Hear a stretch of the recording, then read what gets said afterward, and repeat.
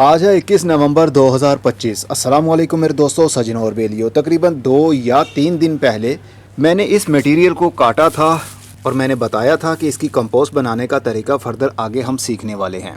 तो ये ड्रम मेरा जो कि 2 साल पहले मैंने ख़रीदा था, तो ड्रम को दोबारा से खाली किया, इसके अंदर कुछ और सामान रख दिया था मैंने। तो ये है हमारा वो ड्रम जिसके अंदर हम कंपोस्ट बनाने वाले हैं। और वेजिटेबल के लिए कंपोस्ट बहुत ज़रूरी है अगर आप घर में सब्जियां लगाना चाहते हैं, वो भी ऑर्गेनिकली। तो पहले मैं इस ड्रम के अंदर बना रहा था, इसके अंदर भी काफ़ी हद तक मटेरियल ब्रेक डाउन हो चुका होगा, और इस ग्रो बैग के अंदर भी मैं बना रहा था। तो अब जगह कम पड़ गई है, ये तो वैसे ही फुल हो गया है। अब इसमें से जितना भी मटेरियल है हम सब निकाल कर अपने इस बड़े ड्रम के अंदर डालने वाले हैं। आज की चाय की पत्ती, मूली के छिलके और अंडे के छिलके भी हैं। कल मैंने इसमें, शायद मैंने उस दिन बताया नहीं था आपको जब मैंने ये वीडियो बनाई थी, कटाई करने के बाद इसके अंदर मैंने गुड़ का पानी यानी मीठा पानी भी डाल दिया था। मीठा पानी डालने की वजह से क्या होगा, बैक्टीरिया एक्टिविटी जल्दी बढ़ने लगेगी, क्योंकि बैक्टीरिया को एक्टिव शुगर चाहिए, ग्लूकोज चाहिए अपनी तादाद को बढ़ाने के लिए। जितनी ज़्यादा बैक्टीरिया और फंगस की तादाद होगी उतनी जल्दी ये मटेरियल पड़ा डिकम्पोज होने लग जाएगा। आप देखिए 2 दिन ही हुए हैं, तो ये 2 दिन के अंदर अंदर ही बिल्कुल कंप्रेस हो चुका है मीठा इस्तेमाल करने की वजह से। और ये कल का है, लेकिन ये अभी वैसे का वैसा ही शॉपर फूला हुआ है। जब हम इसकी कटाई करके इसके अंदर भी मीठा ऐड कर देंगे, गुड़ ऐड कर देंगे, शक्कर डाल देंगे, इवन के चीनी भी डाल सकते हैं आप, क्योंकि ये सारी वो शुगर है जो कि अवेलेबल फॉर्म में होती है। बैक्टीरिया फौरी तौर पर उसको लेने लग जाएंगे। है तो ये सारा मटेरियल भी कार्बोहाइड्रेट्स, ग्लूकोज, मिठास इसके अंदर भी है, लेकिन ये एक्टिव फॉर्म में नहीं है। एक्टिव फॉर्म में बैक्टीरिया वही चीज़ ले पाएंगे जो पानी के अंदर बिल्कुल हल हो जाएगी, और पौधे भी वही चीज़ ले पाते हैं जो पानी के अंदर फौरी तौर पर हल हो जाए। तो हमने बैक्टीरिया की तादाद ज़्यादा बढ़ा देनी है मिठास ऐड करने की वजह से। तो बैक्टीरिया जितने ज़्यादा होंगे उतनी जल्दी वो अपना काम शुरू कर देंगे। उसके लिए फिर से मैं, ये मोलेसिस का पानी है, गुड़ का शीरा होता है ना, उसका पानी है। 1 लीटर पानी के अंदर आप गुड़ इस्तेमाल कर सकते हैं तकरीबन आधा किलो के करीब। ज़्यादा भी हो जाए तो भी कोई प्रॉब्लम नहीं होती। चूंटियाँ वगैरह आती हैं तो आने दें, अबल तो चूंटियाँ वगैरह आएंगी नहीं, क्योंकि इस ड्रम के अंदर जितनी हीट बनने वाली है ना, क्योंकि इसके अंदर एनएरोबिक बैक्टीरिया पैदा होंगे, वो बैक्टीरियाज, वो फंगस जिनको बहुत कम ऑक्सीजन की ज़रूरत होती है, तो वो चीज़ों को जल्दी गलाने सड़ाने में मदद करते हैं। और हर हफ्ते के बाद मैं अपडेट दिया करूंगा। इस ड्रम में से जितना मटेरियल है वो बाहर निकालूंगा, उसको मिक्सअप करूंगा, देखूंगा मॉइस्चर लेवल कितना है, उसके बाद फिर से इस ड्रम के अंदर हम ऐड कर दिया करेंगे। लेकिन अच्छा तो यही है कि ड्रम एक बार में ही पूरा फुल हो जाए। अगर फुल नहीं होगा और हम रोज़ाना नया नया मटेरियल इसके अंदर ऐड करते रहेंगे तो फिर सही से काम नहीं चलने वाला। नीचे वाला पड़ा डिकम्पोज होता रहेगा, ऊपर वाला पड़ा रहेगा काफ़ी दिनों तक, तो वो अच्छी बात नहीं होगी। इसलिए अगर कोशिश करें कि ड्रम फुल कर सकते हैं आप तो कर ले, फिर 1 हफ्ते के बाद निकाल कर सबको मिक्सअप करना पड़ेगा। मैं अब क्या करूँगा, ये जितना भी मटेरियल है ना, अभी ऐड करके दिखाता हूँ आपको। ये मटेरियल ऐड करने के बाद ये वाला ड्रम खाली हो जाएगा, ये ग्रो बैग भी खाली हो जाएगा, और रोज़ाना बेस पर जो कचरा हमारे घर में किचन का निकलता है वो सारा दोबारा से इस बैग के अंदर और ड्रम के अंदर भरना शुरू कर दूँगा। हफ्ते के बाद काफ़ी हद तक ये ब्रेक डाउन हो चुका होगा। तो फिर जब हफ्ते के बाद इस ड्रम के अंदर से मटेरियल हम निकालेंगे तो ये वाला जो बाद में हमने डाला है ये भी उसके साथ मिक्स करके फिर से इस ड्रम के अंदर भर दिया करेंगे। तो देखेंगे कितने हफ्तों और कितने महीने में ये हमारी खाद बनेगी। बहुत ज़बरदस्त ये सीरीज़ शुरू होने वाली है। हर हफ्ते की अपडेट, जैसा कि वेजिटेबल गार्डन की आपको अपडेट देता हूँ हर हफ्ते के बाद में संडे वाले दिन, और आज तारीख है 21, तो 28 नवंबर वाले दिन इसका पार्ट 2 यानी सेकंड अपडेट वीडियो शेयर करूँगा आपके साथ। तो अब इस ड्रम के अंदर कुछ नहीं है, सबसे पहले करना क्या है कि मिट्टी की एक लेयर बिछानी है हमने। ये मिट्टी जो गमले के अंदर से निकली हुई है, मेरी मिट्टी के अंदर पहले भी काफ़ी हद तक बैक्टीरियाज होते ही हैं, तो ये देखिएगा टूट जाएगी। ये इतनी नरम होती है, इवन कि ये खुश्क मिट्टी है। देखिएगा मैं हाथ से दबाऊंगा कैसे पाउडर बन जाएगी। ये देखिए, ये है मेरी मिट्टी की खासियत, ऑर्गेनिक मैटर ऐड करते रहने की वजह से। अब देखिए पत्थर कितना बड़ा था और ये चूरा चूरा हो गया नीचे जाकर। अब हम ये वाला ग्रो बैग उठाएंगे और उस मटेरियल के अंदर फेंक देंगे। पहले मैं इन दोनों को बाहर निकाल कर फर्श के ऊपर मिक्सअप करता हूँ, आपको दिखाता हूँ कितने हद तक ये डिकम्पोज अब तक हो चुके होंगे। तो सबसे पहले हमने ग्रो बैग के अंदर ही मटेरियल भरना शुरू किया था, आज से तकरीबन 15 से 20 दिन पहले। ये मटर के छिलके देखिए, ये प्री डिकम्पोज हो चुके हैं, यानी डिकम्पोजिशन की तरफ पहला कदम हमारा कंप्लीट हो चुका है। किस तरह ये गल गए हैं, और इसके अंदर बारीक बारीक से कीड़े भी आपको दिखेंगे।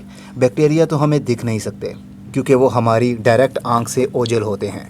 और ये देखिए, इवन कि ये प्याज के छिलके देखिए बिल्कुल गल गए हैं, आराम से ही ये अलग हो रहे हैं।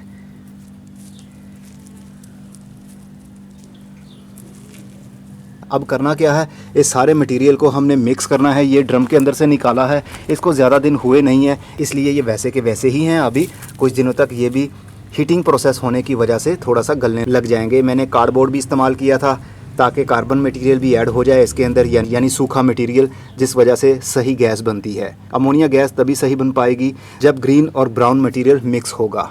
तो अब इस सारे मटेरियल को मैं भरने वाला हूँ इस ड्रम के अंदर।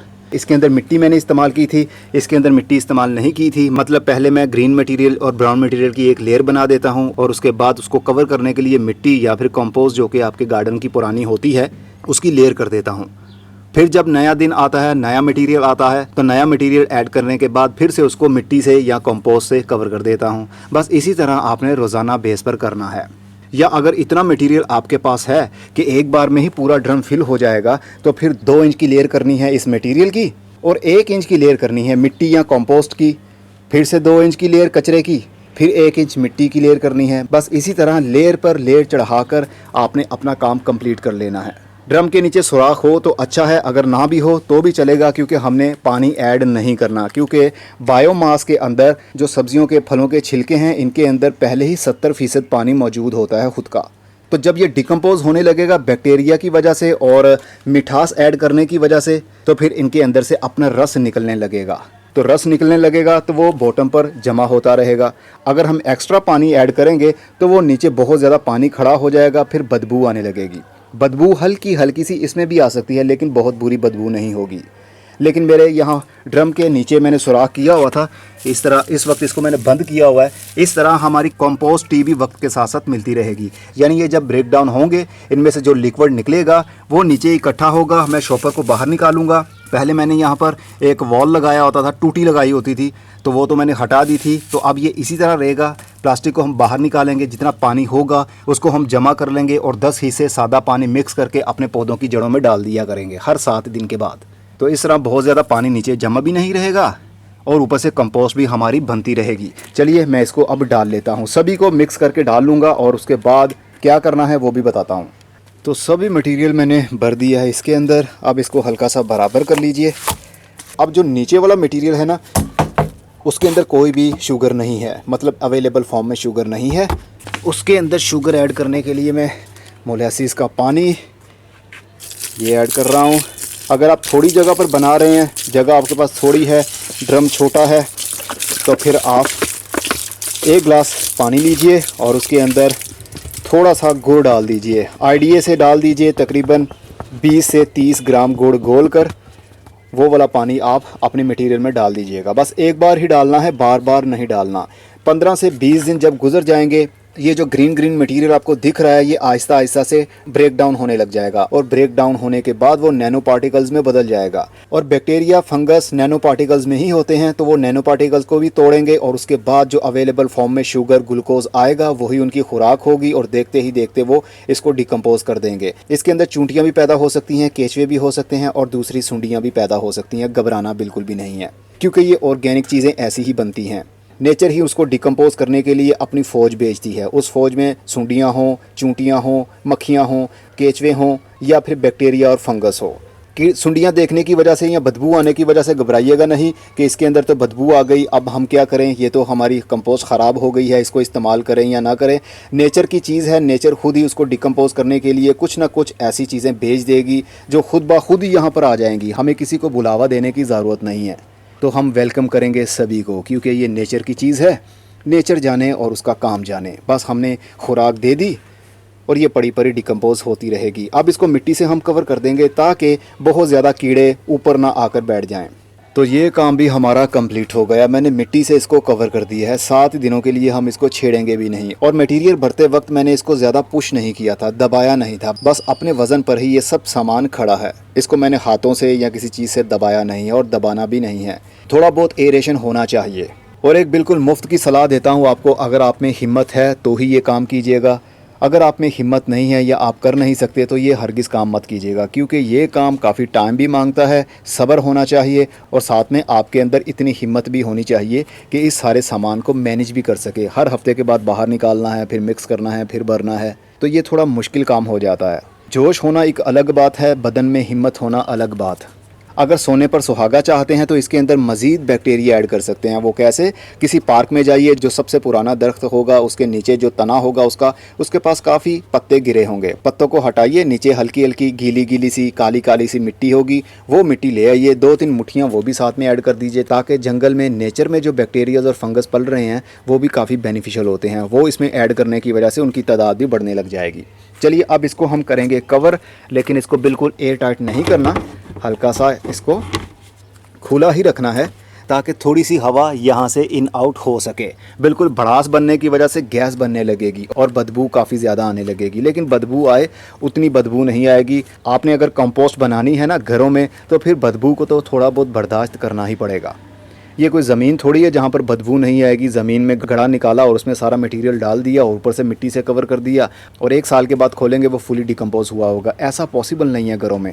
प्लास्टिक में एयरेशन होता नहीं है, लेकिन हमें प्लास्टिक में ही ये सब कुछ करना पड़ता है। तो कंपोस्ट अच्छी चाहते हैं, ऑर्गेनिक हेल्दी सब्जियाँ घर में उगाना चाहते हैं बिना किसी केमिकल के, तो फिर ये परेशानी तो उठानी ही पड़ेगी आपको। अगर आप में हिम्मत है तो मैंने इसकी प्लेलिस्ट बना ली है, how to make your own compost. हो सकता है कि ये वीडियो कोई 2030 में देख रहा हो, तो चैनल में जाइए, प्लेलिस्ट में जाइए और वहाँ पर सारे इसके पार्ट्स आ जाएंगे, अगर आप इतने सालों के बाद वीडियो देख रहे हैं तो। और जो अभी देख रहे हैं तो वो इंतज़ार कीजिए, मिलते हैं 28 नवंबर वाले दिन।